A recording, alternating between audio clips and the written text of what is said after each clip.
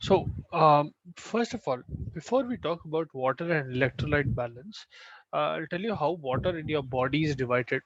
So, if you take an average 70 kilo man, okay, let us suppose there is a man who weighs about 70 kgs.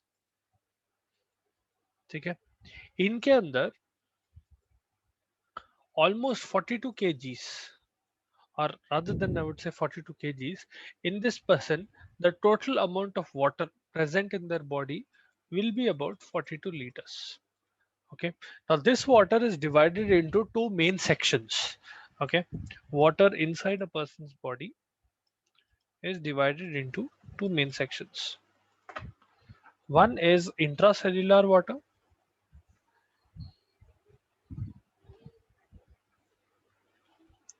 Okay. Then you have extracellular water. Intracellular water is present inside the cell itself. All right. So most of the water that is present inside your body, almost 50% of it, okay, is present in 50% of body weight will be present as intracellular water. So almost 35 kilos of that person's body weight is present as intracellular water. 20% of body weight, considering that this person is very lean, or has a normal healthy lean body fat percentage, in that scenario extracellular water will be around 20% of their body weight. This extracellular water can further be divided into two categories. We have Excuse water. me, Yeah. sir. Can you say which chapter is going on? Three. Okay, Third thank you, chapter. sir. Okay. So we have plasma, and this accounts for about 5%. And there is interstitial fluid भी बोलते हैं इसको. This accounts for about 15%.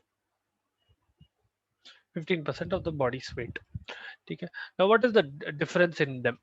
अब आपके body में जितना भी पानी है, I hope you guys are comfortable with Hindi as well. I keep switching between English and Hindi. Okay. So the water that is present inside your body is categorized into two categories. One is intracellular water, which is strictly present inside the cell itself. Okay. Let us suppose I take a big tissue, whatever tissue it might be. Okay. Let us suppose there is this big tissue, and inside this tissue, let us suppose there are small cells. ऐसा एक cell है, ऐसा एक cell है, ऐसा एक cell है, ऐसे अलग अलग छोटे छोटे सेल्स है. Okay. Now the water that is present inside this cell, so let us suppose this is the water that is present inside the cell, in whatever form it might be, that will constitute your intracellular water. Okay. This extracellular water is present in two ways. Plasma बोले तो that is water that is present inside your blood. ठीक है. Water that is present inside the blood and the form of plasma will be one category. ठीक है. This is present inside the capillaries. Then there is fluid present in between the cells as well.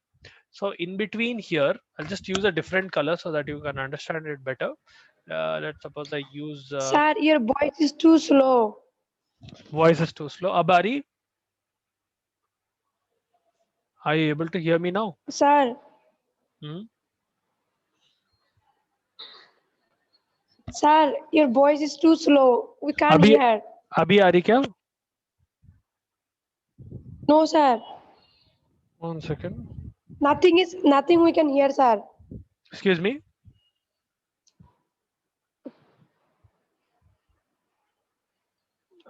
Hello, are you able to hear me now? No. अब आ रही आवाज?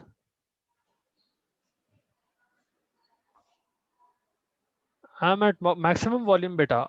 What about you two, Seema and Tagru? Are you able to hear me? See?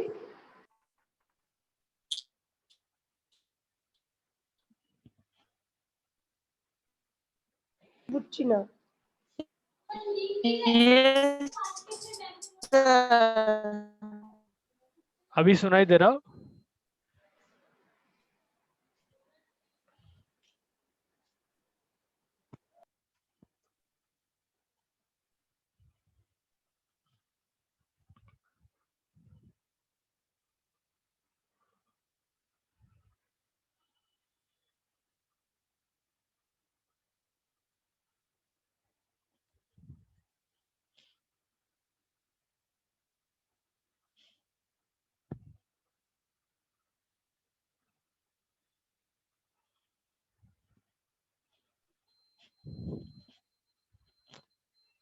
Hello.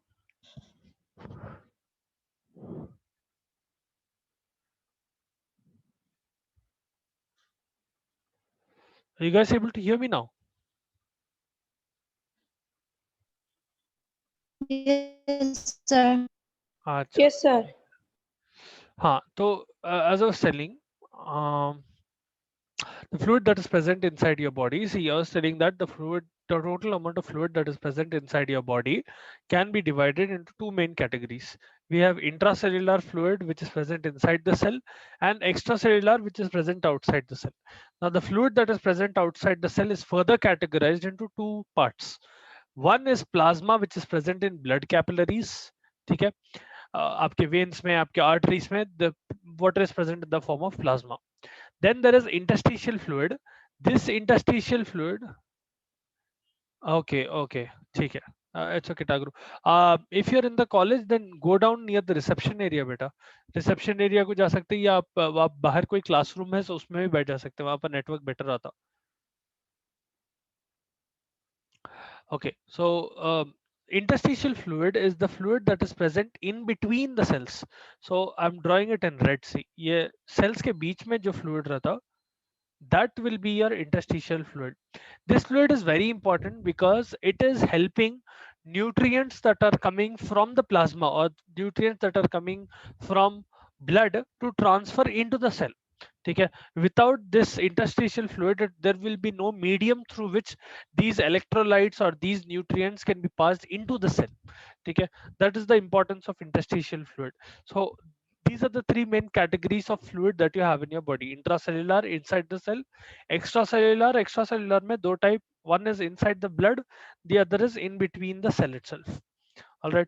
Now, normal electrolyte balance, coming to how water balance and electrolyte balance is maintained in your body. See, your body plays a, if you do not have proper water and electrolyte balance, there will either be dehydration or there will be other problems. ठीक है. Especially water balance नहीं रहा तो overhydration या dehydration हो सकता, या फिर electrolyte imbalance है तो cardiac problems आ सकते हैं. The patient might have seizures, things like that. Okay, so we'll discuss about the first organs that are responsible for electrolyte balance. Now, maintaining a normal electrolyte balance is essential for normal functioning of the body. Without maintaining electrolyte balance, your body will not functioning properly. Okay, the main organs that are responsible in maintaining this balance will be your GIT, your alimentary canal, essentially gastrointestinal tract, and your kidneys. These these both play a major role in maintaining the electrolyte levels and electrolyte balance inside the body. Now, how do they do this? Now, first of all, coming to GIT, about 8 liters of fluid along with different electrolytes will enter GIT every day. So GIT, in the sense, you're from the mouth all the way up to the anus, 8 liters of water is entering into the body through various methods. Now it is getting absorbed, it is getting reabsorbed, it is being excreted. बहुत सारी चीजें हो रहे हैं उसके साथ. And especially GIT is making sure that most of the fluid that is passing through it is being reabsorbed into the body and it is being reused again. ठीक है. Only about 100 to 150 ml of fluid is lost through GIT. So specifically through feces, ठीक है, 100 to 150 ml of fluid is lost, and in that 100 to 150 ml, you will see about 10 to 30 milli equivalents of MEQ बोल के लिखते हैं इसको. This is milli equivalent, okay, of sodium, and about 10 milli equivalents of potassium being lost. ठीक है. So whatever amount of electrolyte comes into your body and whatever amount of fluid that comes into our body, very little amount of it is lost through your GIT. ठीक है. About 100 to 150 ml through feces, and that is the pure fluid itself. ठीक है. This is the fluid lost. Okay, fluid lost, and about 10 to 30 milli equivalents of sodium along with 10 milli equivalents of potassium. Kidney plays a bigger role, okay, because internal circulation of salts is constantly occurring in your blood, and what is happening is your kidney acts as the main filter of the body. Whatever blood is passing through your kidneys, it is being filtered, and whatever excessive or unrelated non-useful material which is present inside your body, that is being filtered out and it is being thrown out of your body using kidneys in the form of urine. Okay? So essentially about 12 to 15 liters of fluid passes through and gets filtered through your kidneys in about 2 hours. So that's a lot of volume. Okay? 12 to 15 liters of fluid is getting filtered and it is being reabsorbed within 2 hours. Okay? So in 24 hours, it occurs 12 times. So about 144 to 180 liters. That's a lot of fluid. Okay? 144 to 180 liters of fluid is being filtered by your kidneys every day. Okay?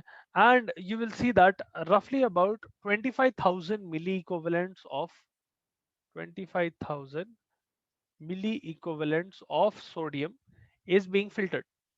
Okay, it is not being thrown out of the body, it is being absorbed back into the body for various purposes. ठीक है, आपके blood में sodium रहता, आपके serum में sodium रहता, आपके ECF में, your ICF will have a sodium.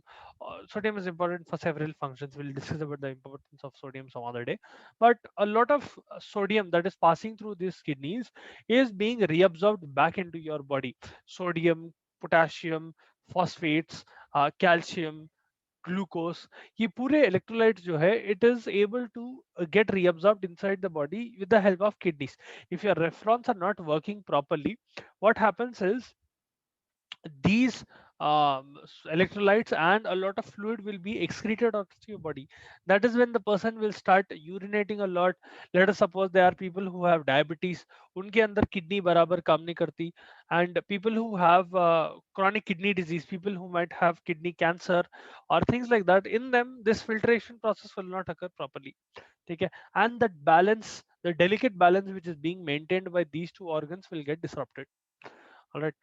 Now, there are a few mechanisms through which water and electrolyte balance can be maintained by these two organs and by other mechanism as well. First of all is thirst. Okay, thirst is a very, very important mechanism of your body. So imagine this thing. Now, the temperatures are going up in Hyderabad quite a lot, right? Let us suppose you go out to the ATM or you just go out in general. Okay, and it is pretty hot. You obviously will get dehydrated. So क्या होता है, as you start getting dehydrated, the amount of fluid in your body is getting excreted in the form of sweat. ठीक है? As your body core temperature is increasing, your body is trying to cool down your body. Your body is trying to cool itself down by sweating. ठीक है? Sweating is a mechanism by your body in order to cool the human down. ठीक है?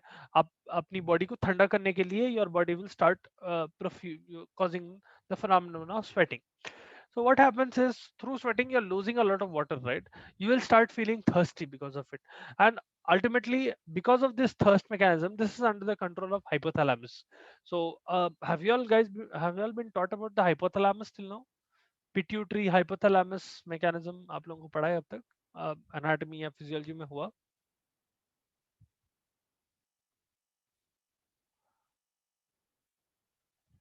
No. Have you ever come across this term? Hypothalamus. Yes, sir. You've been taught about hypothalamus. Okay, so you have some basic idea of what hypothalamus does. So hypothalamus has several functions inside your body, controlling several mechanisms, controlling several hormones as well. One mechanism of hypothalamus is controlling thirst. Okay, as dehydration occurs, see यहाँ पर dehydration कैसा हो रहा, you are going out, you are sweating a lot, and as you keep sweating a lot, the amount of water that is present inside your body, that is decreasing, and as that decreases, it triggers a dehydration response and it will trigger the hypothalamus.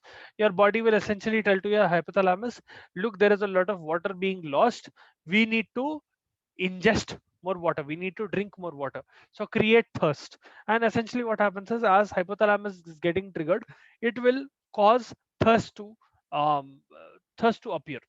So essentially you will become thirsty and you will seek water, or at least you will try to drink water if available, or at least you'll buy water. That is one mechanism through which is water balance is being maintained and electrolyte balance is being maintained. See, that is also another reason why if you just drink water as is, your thirst might not go away. Okay, because when you sweat, you are not just losing water, you are losing water and electrolytes. Okay, inside your sweat you will have a lot of sodium, potassium and other electrolytes being lost. That is why if you simply substitute that with water, it will not be enough. That is why if you drink coconut water, or if you drink something like tang or rasna, or let's suppose lemonade, that has a lot of electrolytes, that will be able to quench your thirst better compared to just plain water, right? So think of it this way: compared to drinking 1 liter of water, it is better to drink 1 or 2 glasses of lemonade, or tang, or something which has a lot of electrolytes. Maybe it is Gatorade or Rasna or whatever you prefer. Okay. Another mechanism is increasing ECF osmolality. Okay, as ECF osmolality increases, it will stimulate your hypothalamus to increase water intake. That is another thing that happens whenever water balance is being disrupted. Let us suppose, because of whatever mechanism, water balance is being disrupted, and the total amount of water that is present in your body is going up or down, mostly down. Okay. In that scenario, what happens is, as water amount in your body is decreasing, the amount of water that is present in your plasma also decreases. Okay. Think of it this way: आपका blood, you have about 5 liters of blood in your body, right, present in the capillaries. Now, what will happen if, let us suppose, person is getting dehydrated and this 5 liters is becoming 4.7? Okay. Let us suppose someone is getting dehydrated and the total amount of blood that is present inside their body, that is decreasing because of dehydration. Okay. What is happening is, the surrounding cells, because they have no other source to look for water, they will start taking water from the plasma, and ultimately what will happen is, the concentration of plasma will go down slightly, and ultimately what happens is, blood concentration will go down. At this point, ECF osmolality increases. Osmolality, 1 second.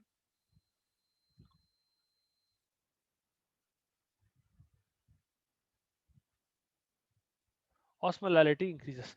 In the sense, another way of telling this is, your blood will become thicker. ठीक है, यहाँ पर because water is being lost, it is becoming thicker, blood is becoming thicker, and ultimately what will happen is, this again, this thickening of blood, not just blood, wherever ECF is present, whether it is in plasma or if it is present in in between the cells, interstitial fluid jaisa, this is causing thirst to appear. Okay, this will trigger a mechanism from your hypothalamus wherein you will start drinking more amount of water. That is another mechanism through which your body is maintaining this thing, water balance, right? Another way is through stimulation of vasopressin. Vasopressin is also called ADH, antidiuretic hormone. So diuresis essentially is a phenomena. So ADH is antidiuretic hormone, antidiuretic hormone. Okay. Diuresis. So before we discuss the antidiuretic hormone, you need to know what is diuresis. Diuresis is the phenomenon of urination. Okay. Any mechanism that is causing water to be lost through your body in the form of urine is diuresis. So diuretic hormone, yeah, diuretic drug. Any, let's suppose you are taking a tablet that is causing you to urinate a lot. Okay. Let us suppose you have a patient who is not able to urinate properly, and you are giving them a tablet that will cause them to urinate. Okay. That is a diuretic drug. Okay. It is causing diuresis. Now, antidiuretic hormone or vasopressin is a hormone that is present inside your body that competes, or it is the opposite of diuresis. So essentially it will stop diuresis. ये कब apply होता? Let us suppose someone is undergoing dehydration, someone is losing a lot of water, or they have lower amount of water. In that situation, vasopressin is stimulated by your body. And as vasopressin is stimulated, instead of throwing water out of the body, it will start retaining water inside the body. So उन्हें क्या करता, water particles को पकड़ के रखता.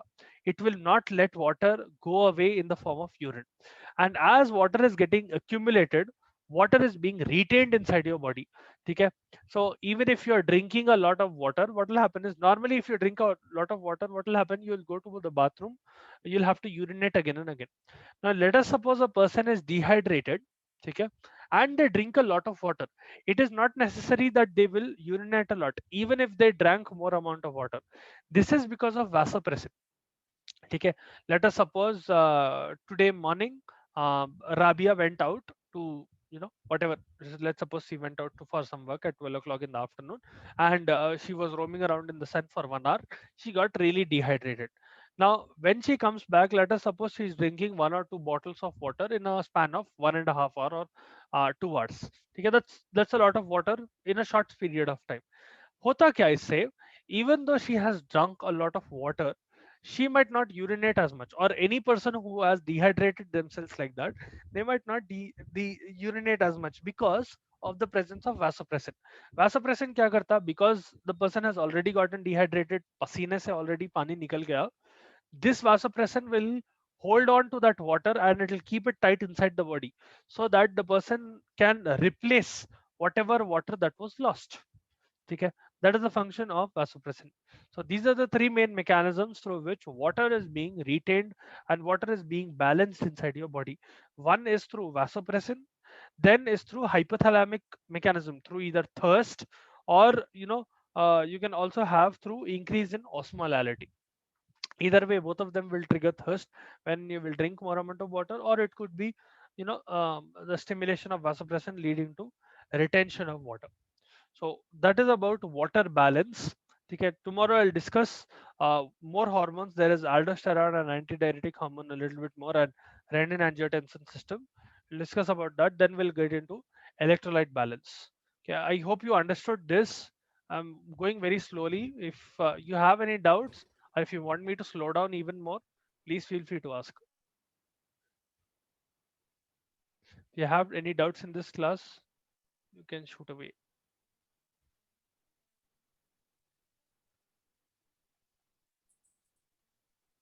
Again, network अच्छा नहीं आ रहा. If you're not able to talk, Sir. I can't able. I'm not able to hear you. You can put it in the chat.